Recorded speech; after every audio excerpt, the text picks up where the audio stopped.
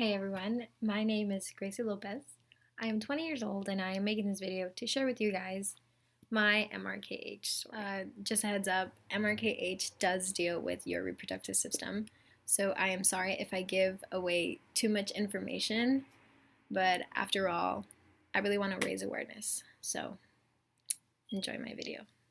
I know most of you guys are wondering, what is this MRKH? Well, MRKH is a syndrome that every 1 to 4 to 5,000 women are born with.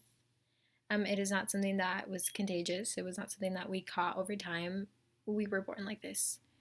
Basically, women with MRKH are born without a reproductive system.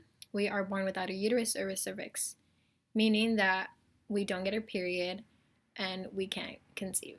We can have kids, we can adopt, or we can use our ovaries and get a surrogate mother.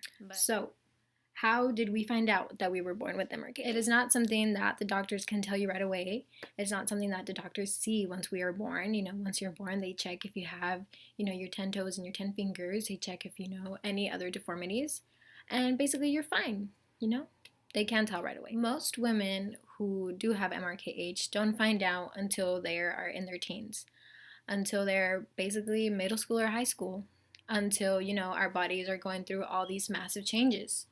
Everyone's going through puberty, and you're sitting there like, what's wrong with my body? Like, why haven't I bled, right? That's what I was thinking when I was in high school. I'm seeing all my best friends, everyone in high school, health class, everyone's telling you like, oh, you're gonna get your period.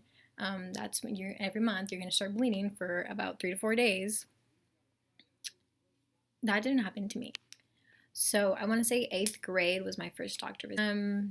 They just gave me a physical. They saw everything from the outside. Everything was fine. They're like, your breasts are developing, your hips are whitening, you're growing pubic hair, like everything should be fine. Like, don't worry, you're probably a late bloomer.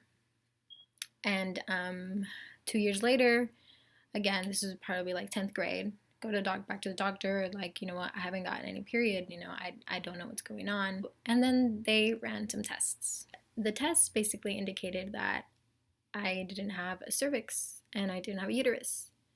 And I was 15, at 15 I was just kind of like, okay, cool, like I can't have kids, no problem.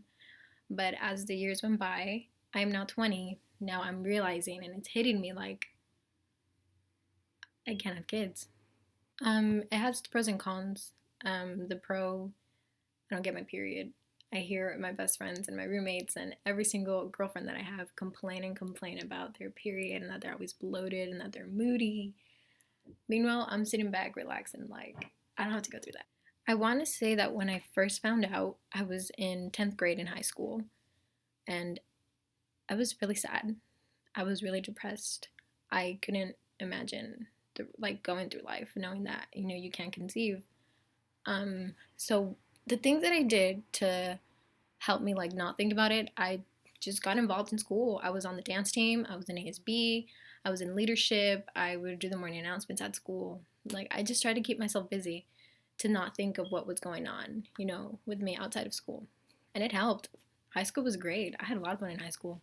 So that helped me not be depressed. Because then I would go back home and then I just they had me on medications trying to get, my body back to normal, but they couldn't do anything. It's something that I was born like this. I was born, and I am not embarrassed. And I am ready to share my story because I know that there is a girl that is in high school right now and is in the middle of finding out that she was born with MRKH. And I am here to guide you guys. If you guys need any help, if you guys have any questions on how I dealt with me finding out, let me know. I'm going to school for broadcast journalism with a minor in Spanish language journalism. So what I plan to do with my life is basically just be a bilingual journalist, bilingual reporter, get into the media, and I would like to raise awareness about MRKH. I would love to be a spokesperson for this syndrome because I know that there are thousands of young girls that have yet to realize what they have. If this is me, and I know someone else is going through it, and I know that that person needs guidance, and I know that that person has a lot of questions about their body and what's going to happen, and I am here to tell you that you're going to be fine. Don't worry. you're gonna be fine. This video is basically an introductory of what the rest of my videos are gonna be about. I am gonna be talking about how I deal with not getting my period, how I deal with people always asking me, how do I have intercourse? I'm gonna be answering questions of how it feels to see women pregnant and how that makes me feel. A special shout out that I wanna make. This person I view as a mentor. This person is in the journalism world and in the media world, and I admire her work. Jen DeLeon, thank you so much from the bottom of my heart for inspiring me to get back into what I love doing, which is writing and blogging. So thank you. So tune in to the rest of my videos. I will be just sharing stories of hashtag living with MRKH.